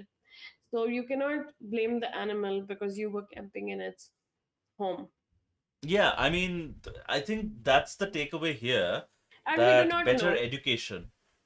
And just like you said, we do not know who instigated whom or what actually perspired, that we don't, Transpired, yeah, yeah. we do not know what transpired, sorry, not perspired, Hmm. transpired. So we do not know what exactly happened. So there is no documentary proof. Yeah, exactly. So I think better education, as you were saying, that is chiefly important. And then also, Maybe like maybe, proper campgrounds with fencing, yeah. and not Yeah, just I camping would I would anywhere. much prefer that a bear get a shock than to kill that get killed. So even if they're like electric fences, that's fine too. It's a large animal. It won't get like too much. It might get a jolt, but it won't be like too much bothered by a shock. Yeah, and then if anybody is camping outside those protected zones, like Yeah, they're on not, their own. yeah, then you shouldn't Right. blame the bear, and you shouldn't blame you should blame the But human like then. there will be like concerns. Like I can already sort of hear the concerns. Oh, we'll bring our kids if they touch the fence. Yeah. But like what you have suggested in the discussion question as well, relocating or like non-lethal deterrence. The thing is, anywhere that bear goes, it will probably hunt more humans. We do not That's the know. reason we we sort of kill the problem animals, the man eaters of sorts, I you know. mean, we see, we do not know for sure. We know with tigers that their behavior changes, but with bears, we do not know if their behavior changes and they Like actively that's the go. risk probably the administration is not willing to take. Yeah, and the second thing is there are like a lot of sanctuaries You know or what? You'll hate that solution, but they can be put in zoos. yeah. I What do you was think going to about say that? that. I was going to say that maybe not a zoo, but maybe some kind of open sanctuary kind of Yeah, thing. yeah. If there Where was an there open is like sanctuary. where the interaction with humans can be highly controlled. Probably, but I mean, they also need to be seen, right? Like if they're actually turning into man eaters or if it was one provoked attack by the bear. I mean, is that a risk that we can take? I would say no. But I would say shooting, I mean, you literally said with the shooting is belugas, extreme. yeah, you said with the Shooting is belugas, extreme, but I think relocating it to a zoo, in my opinion, now that we have discussed it, is would be the best solution but it is a instead wild of animal. shooting. It is a wild animal But that has it has grown done up in the wild. something. It has committed a crime that we deem kill worthy. So, would you prefer killing or would you prefer a zoo relocation? I would prefer a zoo relocation. I would say a better strategy would be to relocate it far into the wild, like deep into the wild. But you know how these animals travel such long distances. They So would probably find that comfort if that was their home. It would probably find that comfort and come back there. It's no big it is feat. possible. It is possible even with like dogs and all. We say that you cannot relocate them from one area because Exactly. there's an area that they've marked. But with an animal, if you think it is a problem animal for humans, then translocating them deep into the wild might be a solution. They may or may not come back. Like there is a possibility that they just stay in the wild zone. There might be, but again, those are the risks. Like when the government is ordering this hunt, they probably would have evaluated all the other risks as well. So yeah, I feel No, like no, zoo no. would be the best, I but actually don't think that the governments have this much time to evaluate on animals. Like they're just like, oh, this one shot. or yeah, or it's basically the law or the rule. If an animal kills another human being, then just get rid of the animal. It's just the rule. So they might have evaluated it when they made that rule, but yeah, they never after Yeah, that. Mm, generally governments don't care about animals to that extent that they would no, actually I think mean, yeah. of a long term policy and everything. It's very simple for them. Oh, this one attacked a human. Okay, just finish it off. But I can kind of see how much problematic it would be if the bear is not removed entirely from that situation. And by remove, I don't mean like relocating to a faraway place, because yeah, that is little to no guarantee that it would not come back or wouldn't try to, you know, or another stupid human won't head out into the place where the bear was relocated to. So, you know, we have all got all kinds of humans out there. So yeah, I would prefer a zoo relocation in this case. Same as I was saying with the belugas, I would prefer them being in a sanctuary or them being in captivity forever over euthanization. But I would say that is really cruel because a bear that has been brought up in the wild to put it in like a small space and not allowed to move and to have like It's fake whatever like like, like but would you choose that? Wouldn't you choose that over death? I would choose If those were the two only options. Yeah, if there's, but they're not the only two options. That What is the other option problem. is there? That I said, translocating it deeper. Like, how can you guarantee that? Like, if you were responsible for it, would you take that responsibility that the bear wouldn't kill another human being ever? No, but it is worth giving it a try, right? Because we haven't But tried it. but when a human life is on the line, who is going to take that bet? No, the human life is already gone. The one No, on the but line. another human life is potentially on the line. No, another human life, However slim the percentage may be, another human who will is going to not take be. that call? Another human will not be on the line because this forest is not accessible wherever we will be dropping No, the no, bed. but who is going to take that responsibility? That there's always a chance. There's always a chance We that can track the bed, put a tracking GPS on it, and we can see if it is actually trying to make that its way costs back. money. All of that costs a lot and lot of money as There well. is research and tracking systems on animals every day. Every But day do you there are know little they can't rings. be tracked live? They can't be tracked live. You have to be within that 3 kilometer range of that tracker to be able to track that animal. They can't be tracked live, but they're all It satellite trackers. No, they're not. You have seen the with like the wayfinders with the radios and stuff. They will move and move and move. They have No, to but the like one deep humans actually inside, have to. no, the ones that they put on the sharks. What are they doing with that? On the They have to satellite. track them. They have to track them because the battery will die off otherwise. If they are battery operated, then within like 1 month the battery will die off, and then what? Because any kind of cellular communication takes a lot of battery power. So how are like deep in the sea and deep in the No, forest deep animals sea track? under the water, nothing can send out a signal. It's only if the animal comes up for air, then they'll be able to get a signal. So for like marine animals and fish, that's a really easy thing to do because they have sensors which can say, okay, as soon as the sensor is out of the water, send us a bleep every maybe 2 days or something like that. But Yeah, so with the bear, on a land animal, we but there's a limit. Like that too, they will have a plan for, like, because these animals that are tracked, they will be like, oh, we're doing this research for, so maybe for 1 year we'll track it.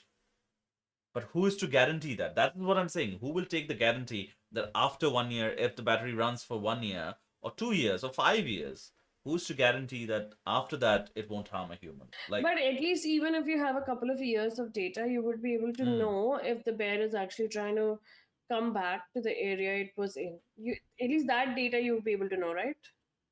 yes, and then you can say with certainty that the bear won't harm it in the next 10 years or 20 years or whatever until the bear lives. Yeah, but if the bear is not trying to come back to the area, then you know that it's happy wherever it is. Someday it might. No, but then, just because of the someday thing, you can't just, That's take that. why. That's exactly why we killed that bear. Hmm. No, if we translocate it, we don't see like, okay, we see it for 1 or 2 years. We try to see if it's actually trying to come back. We see it's not coming back from its deep forest area. Mm, Then we kind mm. of leave it with the assumption that it's not coming back. That's, I don't think no anybody will be willing to take that. After 2 years, I mean, we forget After news 10 in years even. we forget news in 2 days, man. I don't think people will Like, remember. yeah, I don't know. There's no chance. But humans have done worse thing in, like, after 20 years, 10 years or whatever. Um, I think the and worst thing humans have made is this ring light that is not working today. But okay. probably true. Uh, Probably true. uh, But yeah, I think definitely, if there was a plan, and I'm sure, like, there are more intelligent people and capable people than you or me, working on this, like working on a solution, maybe translocation as a solution, exploring some options.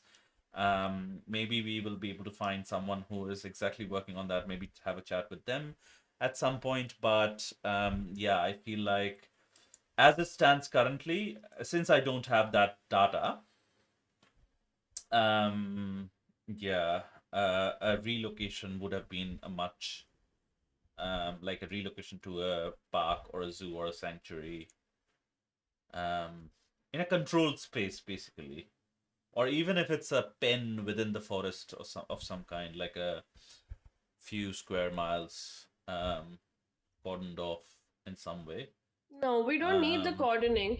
Now that, I mean, I don't know. I would believe that if you're sending it to a deep area, it's obviously not the area that it's supposed to be in. It's a new area that's not great for the animal, but it is better than trying hmm, to like keep it in a captive place or shooting it. Because why are we shooting it based on one incident that we don't have a lot of knowledge about, like what literally yeah, happened? no, I Uh, mean, I mean, yeah. obviously, there are differing opinions on this, but I would say that there are better solutions than killing a bear, Oh, that I agree with. Better solutions especially and failing. Yeah. when you have gone into its home, not when it's come to your home. You've gone into its home, and it's still the bear that suffers. So it's kind of a really unfair world for the bears, um, because you can take permits to kill the bears, but the bears can't take permits to kill you. But yeah, Uh, yeah, yeah, no, I mean, definitely better solutions that we can agree on. Um, but what's yep. the better solution that remains to be seen? Cool. Um, there What are a couple What are of you more things talking that we about can talk about. next? Yes, what are you talking about next? Um, maybe mention this thing. I was very surprised to learn that, when I found out about it, I think it was some time ago, but when I found out about it, that there is an actual seed bank somewhere in the North Pole where they cryo freeze seeds of all plants, both still here and Yeah. extinct, to be able to grow them if they went extinct. And since they started saving, I think a lot of species, more than they imagined, have gone extinct actually.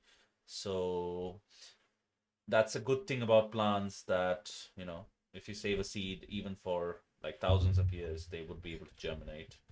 Um, once, after those 1,000 years. But anyways, this is another interesting thing. Philippines pioneers coral larvae cryobank to protect threatened reefs. That is so cool. The coral triangle and cryo freezing, everybody will probably know it, but it's, sub-zero temperatures, and they just freeze it for a long, long time. The Coral Triangle, a 5.7 million square kilometer, expands across six Southeast Asian nations.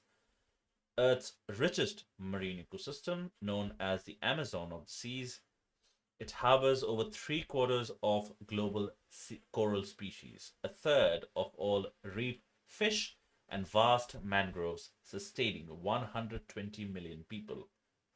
Yet, this vital region faces immense threats: rising carbon emissions, destructive fishing, pollution, and accelerating climate change cause extensive coral bleaching, habitat loss, and species decline. The world lost 14% of corals between 2009 and 2018, with scientists warning of 70 to 90% loss by 2050 without drastic climate action. In response, the Philippines is establishing Southeast Asia's first coral, coral larvae cryobank. This facility will freeze and preserve coral larvae, which can then revive damaged reefs and aid research protecting genetic diversity. There's so much here, but again, most of the things that is mentioned here, we have very little to no idea about. Um, but yeah, certainly is very extincting, as interesting. Sorry, and considering where we are headed in terms of like extinction, with very little hope to. Yeah, it I mean, reminds there is me. hope. There is hope. It reminds me of how David Attenborough would say in that documentary, whatever his last testament it was called. He would always say Yeah, that the Earth only has like 80-90 years if we do not take action. So now, yeah. where how it's said that by 2050 we lose 70 to 90% corals, it literally hit me the same way. Like they literally speak about 25 years is not very far away. The way Hmm. time is speeding It up, is not really not. it is not. And if in 25 years, if we're losing the majority of corals, we're probably looking at a really bleak future with no marine life. And I mean, the coral bank or the cryo bank that we would have would might actually be one last hope, like just like the one that you spoke about in the North Pole. It Hmm. might be one last hope. It might be like the Noah's Ark of the present. Hmm. Yeah. A lot of these cryobanks have been being established, and yeah, it's one of those things that makes sure that there is a genetically diverse um, community of um, sorry, a genetically diverse bank of different species, be it plant seeds or be it coral larvae. This is really interesting because, again, as Meghna was saying earlier, corals are not plants, they are animals. So it is very, very interesting that they are um, they were able to devise this protocol where they were able to cryo freeze a living like an animal and not a plant seed, which is much more resilient to these kinds of procedures. Um, but yeah, Yeah, but also very. we have to see that if we are kind of saving all these seeds and saving all these corals, like a sample of them, Hmm. the kind of situation that might be there in 2050, 60, with the kind of warming, or I don't know what it would be by then, would they actually thrive if we try to plant them? Probably. That's why they have said that they have pioneered this new technique. So they must have tried it out on, like, shorter. Again, we can never be sure until that time comes, but they must be pretty certain of their research. So I would I mean, expect if them not to. anything, it's a backup. Like, it's a If backup not when, anything, it's a yeah, backup. it's a backup. Yes. If it works, it's great. If it doesn't, we know we're doomed. So we have a backup. Yeah. I mean, Um, yeah, yeah. yeah. Um, so from the cryobank news, I think there's one more news that we can mention, Yes.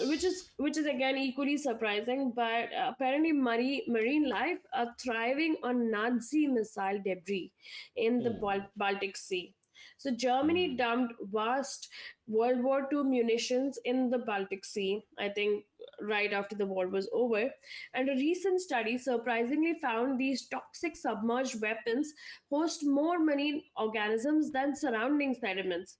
In October 2024, an ROV explored a Lubeck Bay dump site, identifying discarded Nazi Piasler F1103 cruise missile warheads.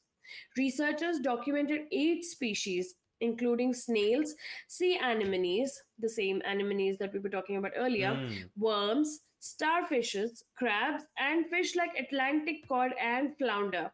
The munition debris supported 43,184 individuals Wow. per square meter, vastly exceeding the 8,213 individuals per square meter in the nearby sediment.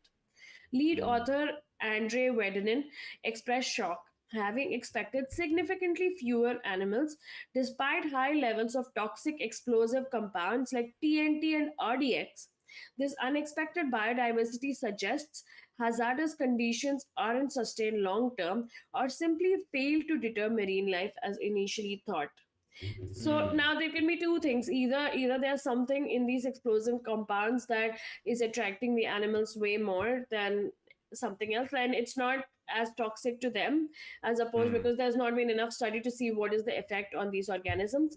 Or maybe these compounds have some kind of effect where they get high on them, or like there's some happy element in them, like something that's affecting their brain, so that's why they're like 43,000 individuals instead of 8,000 in Hmm. the Or nearby. they like simply don't care. They're unfettered by the presence of these things. I mean, if they were Um, unfettered, then that would not show the massive increase in the organisms, right? Something in them is affecting them for that's sure. correct. Yes. Yeah, because Actually, some, that's like a good where point. the marine, where the debris isn't, the individuals are almost 1/5 of the population. So where the debris is, there's like 5 times more. Obviously, the debris also causes like a home kind of thing. It's like a fake Hmm. reef, you can say. Yes, that is what Whenever I you was going to dump say. something, yeah, when you dump something Yeah. into the ocean, it becomes a fake reef. Like in a lot of places across the world, also they do create fake reefs, and sometimes they Hmm. even like submerge, like what would you say, like these cars and bikes and trucks and everything to create like a fake debris. And when you go after a few years, you see like coral forming on it, and you see all these fish and everything. So it is possible that the Right. debris is acting like a shelter, but Hmm. also there's something about the debris where they're not phased by the TNT and RDX. So it might be something to do with what they're receiving out of it as well. Yeah, that might very well be the case. Yeah, I mean, yeah, it is very interesting at the very least. Yeah, I think I was seeing a David Attenborough documentary recently where he was showing the seafloor being very filled with all the plastic and waste, and there was actually this octopus mother who took residence in one of the PVC pipes that were thrown in the ocean. So yeah, that is a very likely scenario where they're finding some homes in those unlikely places, but certainly warrants more research to see what's actually going on, because this is very interesting. This is Yes, very interesting. true. If we still have time, we can talk about the octopus farming. Oh, yeah, let's do that. We can talk about as many things as we like. Okay, do you want to do the octopus farming Yes, story? so octopus farming is a dangerous detour for marine conservation. This is a commentary piece on that was published on Mongabay. Proponents claim octopus farming, again, why it is being farmed, because we love to eat octopus. Octopi? Octopus? Octopus? Yeah, I don't know. Farming can alleviate missing pressure on wild populations, Fishing. pressure on wild populations, which face mounting pressures, and even aid future restocking efforts. However, a new op-ed argues this unsubstantiated and misguided proposal is environmentally detrimental. Octopuses are um, are obligate carnivores with a poor feed conversion rate, meaning their farming requires enormous quantities of wild caught marine protein for feed. This practice risks intensifying rather than easing overfishing, further harming already stressed wild fish population and crucial marine ecosystems dependent on them.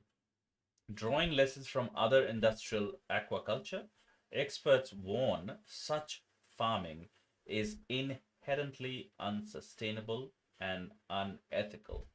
It raises significant ecological and ethical concerns, potentially accelerating the very collapse of wild octopus populations it aims to prevent, thereby undermining global marine biodiversity and resilience.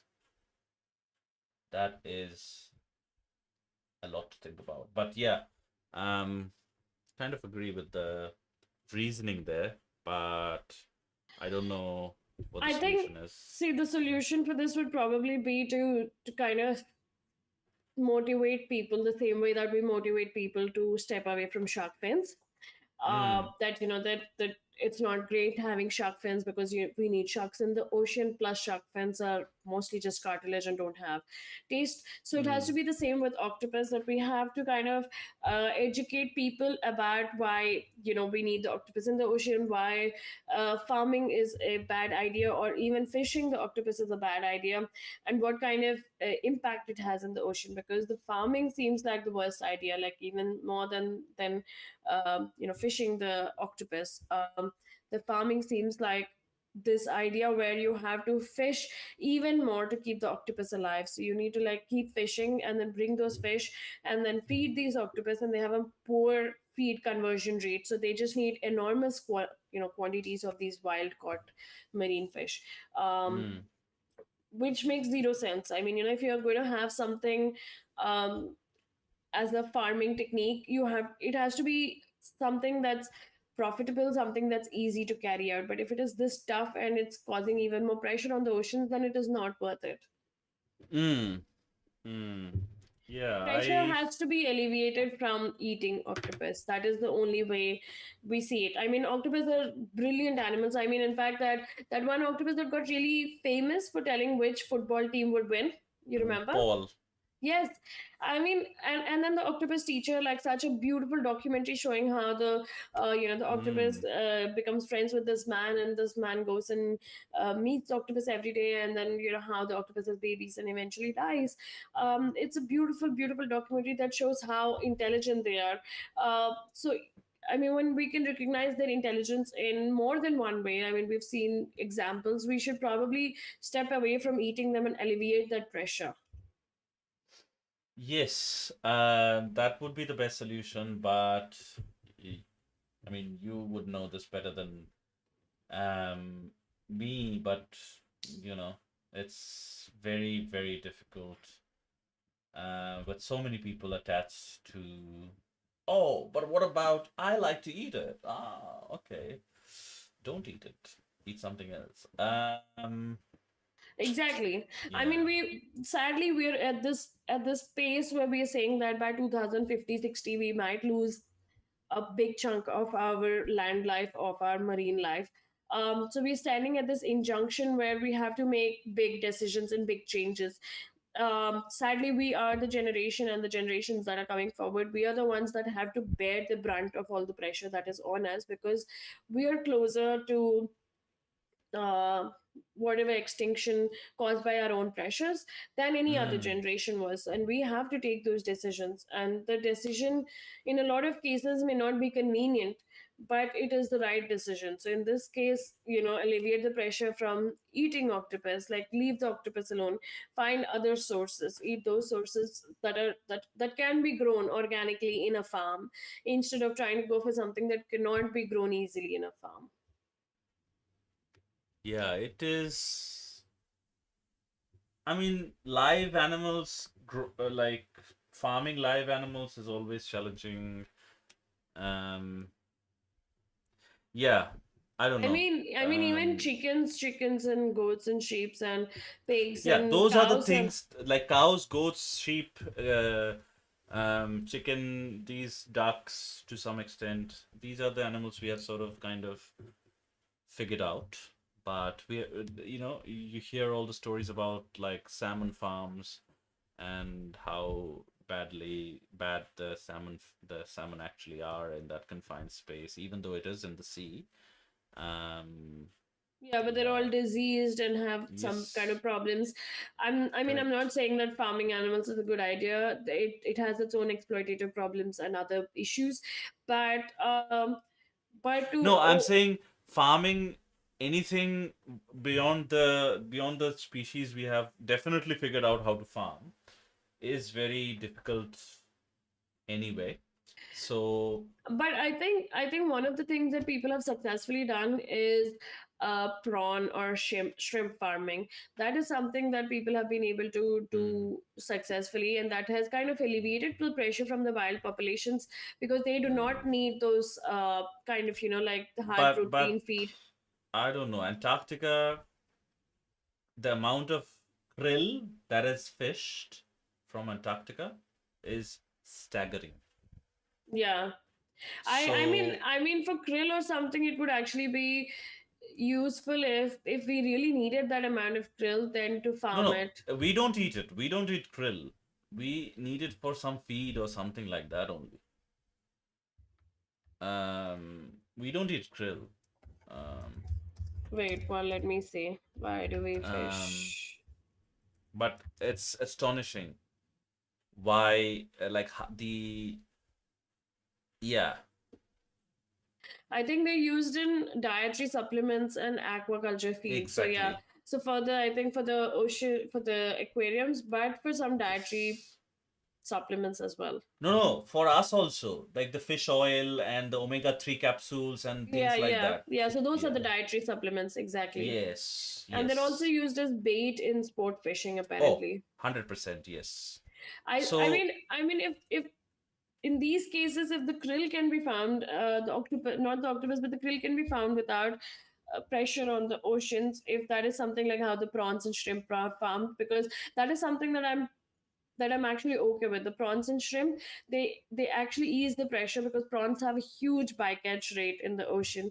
So when the mm, prawns are farmed in farms, they're like a big pond, and they're farmed in those ponds, yeah. and it kind of saves you from that 9 kilo bycatch that every kilo of prawns have. So with the prawns, I actually think the farming is a great idea, where the wild population is not being affected, and it's a sustainable way to actually eat them. It's a better way. But with octopus, both ways are not effective. Like even Mm, the farming mm. and fishing them from the ocean, both of them are equally bad.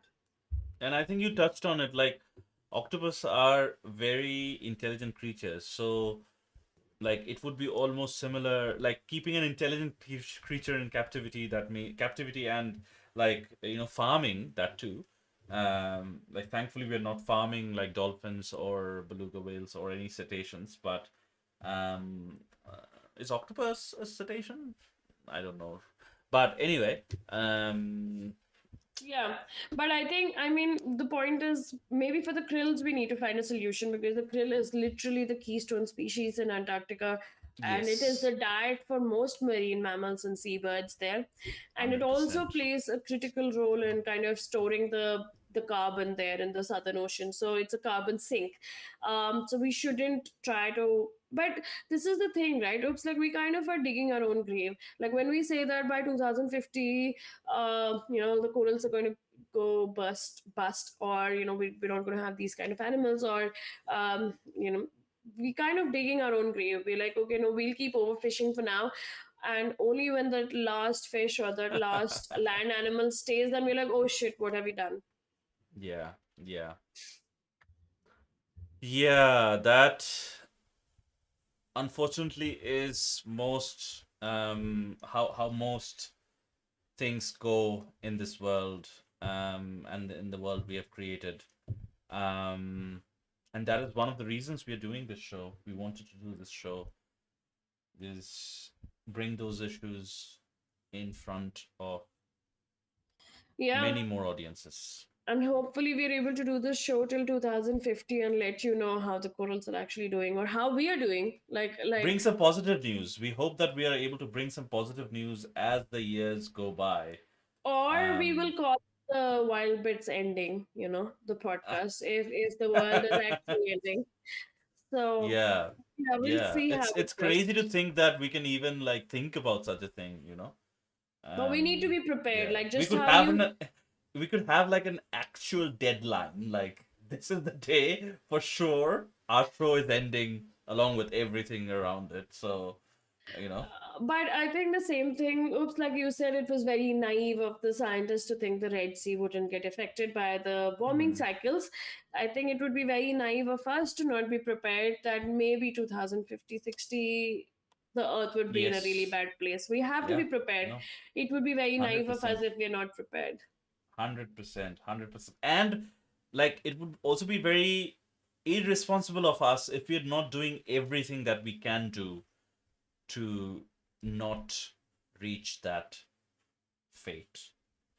Yep. Um, yeah, So yeah, let's see if we have more positive stories next time than negative stories. But tell us what you thought about our episode, especially with the bears. Like, what would you do if a bear attacks someone you knew, or what do you feel when you hear this news? What is the best solution out there? yeah, And please send us any other stories or any other things that you love about wildlife. We're here to listen, and we would love your comments on our show. yeah. And we will definitely be looking out for any donation links that Marineland or the Canada government might share for the fate of the belugas. If you're able to spare there, if there is a donation link, we'll definitely share it in a pinned comment. And if you're able to share some of your, some of your money with them, that would be great as well if the such a link exists. But other than that, as usual, goes without saying, do subscribe and follow us on all the different platforms we're on. Show us some love. Like, upvote the video if you liked it, downvote if you don't like it. We would actually love the feedback, as Meghna said. If you're listening to the recorded version of this podcast, feel definitely would request you to leave a comment or a rating. That really helps us with the algorithm. But other than that, that's it for today. We will see you next Sunday, same time, same channel. Have a good one, guys. Bye bye.